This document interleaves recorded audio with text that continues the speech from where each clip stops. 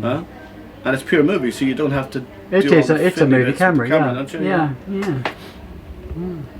Okay. So Carl, just bear with me, but this won't take very long. Just bring this. So we got Louis Armstrong. Not for me. I didn't know he did that, actually. Yeah, they're writing songs of love. Yeah, he played like that though. No, I'm sure. But it's funny that you've got Chet Baker doing the previous track, because he did a great version of Not For Me. He did, yeah, and that's off the same album actually. Mm-hmm. Cool, Karl Rooney. Wow. The Education is the original. Yeah, that one. No, why is that? Largely speaking, people are the populace that is significantly more. Right. Okay, but is the fault of that line in jazz? In the jazz society, the jazz culture itself, or is it to do with the fact that if you mainstream music is foundation, you play that, you can play the rest of it, I think. interesting? But in terms of it being commercially viable at itself, for the training ground. Our training ground. Playing field for other music. Lauren, Loren, Schoenberg. As in the Schoenbergs? No. But he's the head of jazz in Juilliard. And did he offer you kind of on the spot? Yeah. Wow. Yeah, and it was a full-time paid scholarship, so they actually kind of pay me a living wage too.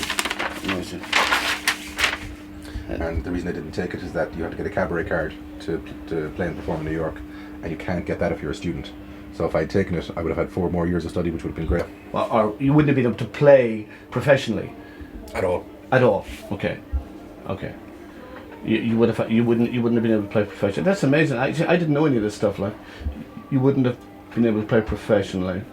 Yeah, I'd kind of talk my way through that one. Okay, excellent. So look, we'll take you up as far as that point, right? Right. And we'll move from there, okay? And we'll introduce the next track. Do nothing till you hear from me, Duke Ellington. And on this one, I'll get you to talk about Duke.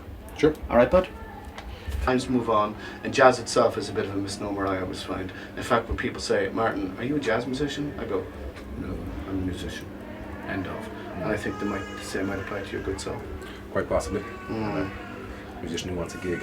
Well, I'm a musician who never gets a gig, but that's Shinskill L, as the man said, but I've learned to live with that. I'm joking.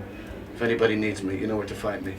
Jazz Voices on Facebook. Give me a call. And if you need Carl, I'm sure Carl would jump in as well, like a shot. Carl, tell us about this track we're going to hear. It's by a guy called Kurt Rosenwinkel. He's the current luminary in jazz, for want of a better phrase. He studied in Berkeley briefly with a bunch of really famous guys, with Mark Turner and Joshua Redman and all those crew. He left after his first year and got a very high-profile gig virtually straight away. I actually spoke to Seamus Blake, who's a good colleague of him, and he told me that Kurt was one of the few people who didn't need to learn anything. He never listened to the classic recordings, he never transcribed solos, he never did any of that stuff. He just played his own way from the very, very beginning. Very few people are able to do that. Very few people need the pre-programming of the history and the tradition and all that. He just kind of was beyond it straight away. He's worth